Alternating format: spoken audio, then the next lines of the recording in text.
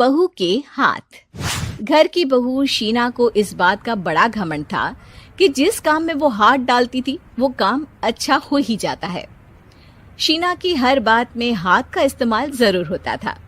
एक दिन शीना का पति आकाश उससे कहता है, कल जो वो भिंडी बनाई थी ना तुमने, वाह वाह वाह वाह, मजे आ गए। मैंने अपने हाथों से बनाई थी। मेरे हाथों में वैसे भी जादू है, जिस चीज को छू लेती हूँ सोना बन जाती है। अब ये थोड़ा ज्यादा हो रहा है। मतलब अगर हर चीज को छू के सोना ही बना देती हो तुम, तो हमारे नाम के पीछे भी अंबानी ही लगा देते हम। चुप रहो, मुंह पे हाथ रख लो, कुछ भी बोलते रहते हो। शीना की सास बगिया से पूजा के लिए फूल चुन रही थी। सुंदर, अति सुंदर, कितने प्यारे गुलाब के फूल हैं। भगवान जी खुश हो जाएंगे। मैंने अपने हाथों से जो पौधा लगाया था, मेरे हाथों की कोई भी चीज बेकार नहीं जाती। हाँ बेटा, सही कह रही है। इसीलिए तो तुम्हारे पिताजी से मैंने अपने बेटे के लिए तुम्हारा हाथ मांगा था। और उन्होंने हाथों हाथ में मेरा हाथ आपकी बेटी के हाथ में दे भी दिया था।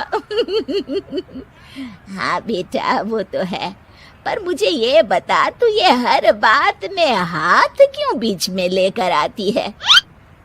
माँ जी, पंडित जी ने हाथ मेरा देखकर नैनीताल में कहा था कि मेरे हाथ जगन्नाथ हैं, मेरे हाथों से कभी कोई काम नहीं बिगड़ेगा। तो मेरे हाथों की तारीफ तो मुझे करनी पड़ेगी ना।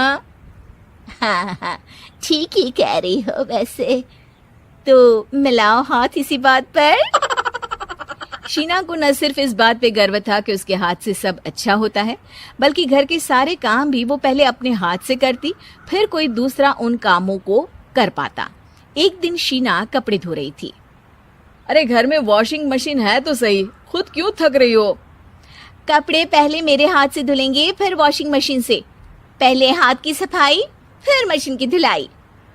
अगर आज डाकू गब्बर सिंह होता ना, तो वो ये हाथ मुझे दे दे ठाकुर तुमसे जरूर कहता, और मैं तो दिलवा भी देता तुम्हारे हाथ। हर एक काम में हाथ बटाओ, ज्यादा जुबान न चलाओ, वरना दूंगी एक उल्टे हाथ से। क्या दोगी? कपड़े दूंगी, लो निचोड़ो।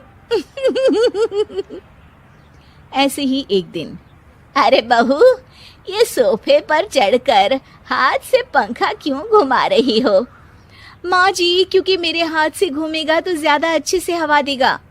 अरे बेटा, फिर तो तुम गाड़ी का पहिया भी हाथ से घुमा के मायके जाया करो।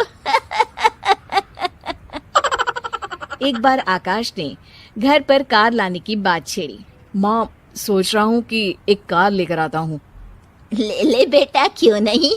अरे पैसे हो तो हवाई जहाज भी ले लेना। हाँ, पैसा तो हाथ का मेल है, ले लेते हैं। इस हाथ पैसे देंगी, उस हाथ कार ले लेंगी। मुझे तो लगता है कि बहू कार भी अपने हाथों से धक्का लगाकर घर लाएगी। वो तो नहीं करूंगी, लेकिन सबसे पहले स्टीयरिंग पर हाथ मैं ही लगाऊंगी, ताकि गाड़ी का आना शुभ हो। अरे घर ले आने तो दो, फिर हाथ लगा लेना। लेकिन शीना नहीं मानती। अगले दिन ही सब कार लेने जाते हैं।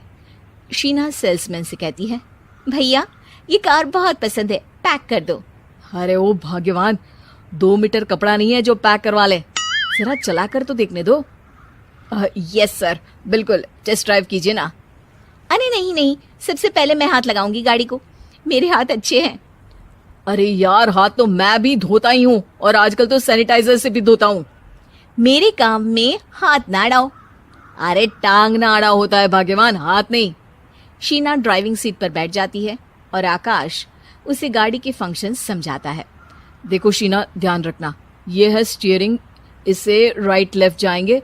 ये है एक्सेलरेटर, इससे स्पीड कंट्रोल कर सकते हैं, और उसी के पास में है ब्रेक, जो तुम्हारी जुबान में शायद मिसिंग है।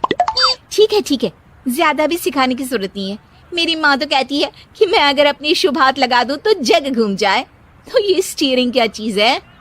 शीना गाड़ी स्टार्ट कर देती है और स्टीयरिंग को घुमाते हुए एक्सेलरेटर पर धीरे से पैर रखती है, और शोरूम के बाहर के एरिया में ही गाड़ी घूमने लगती है, जहाँ दूसरी गाड़ियां भी रखी हैं। देखा मेरे हाथों का कमाल। अब ब्रेक दबा दो, आगे गाड़ी है।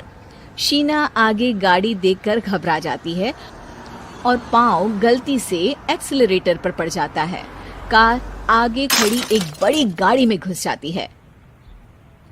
दोनों कार से उतरते हैं। सेल्समैन भागते हुए आता है।